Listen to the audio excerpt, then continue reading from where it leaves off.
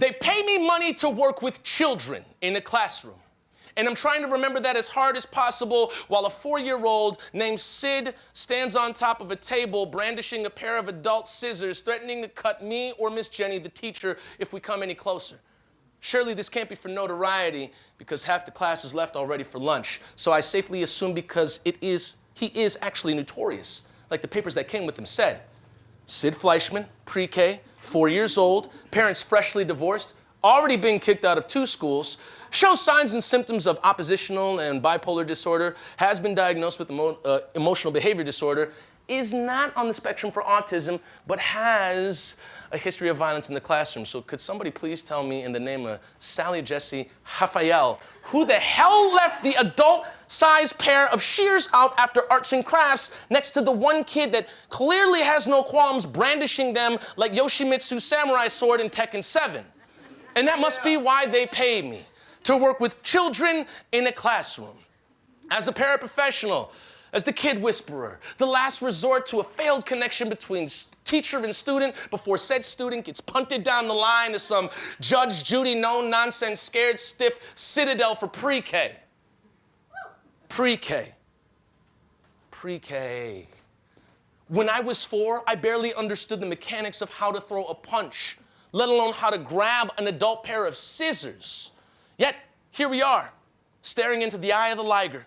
And if one of us makes a wrong move, trust me or Miss Jessica, somebody gonna get cut real deep.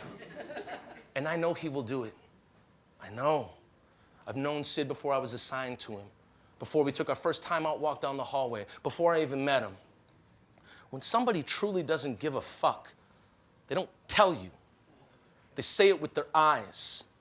They wear the reckless abandon in their joints, the motherfucker please in the lower half of their face, the keep talking because I wish you would in their silence, and the keep talking because I wish you would in their stagnant eyebrows.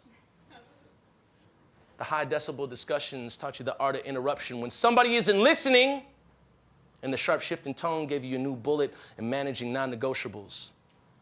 Sid, watching grown adults grow verbose over a dinner table while your brain is still developing, it'll teach you things too early.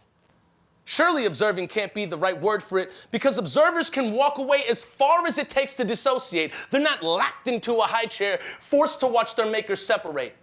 We didn't watch the house burn. We caught fire along with it.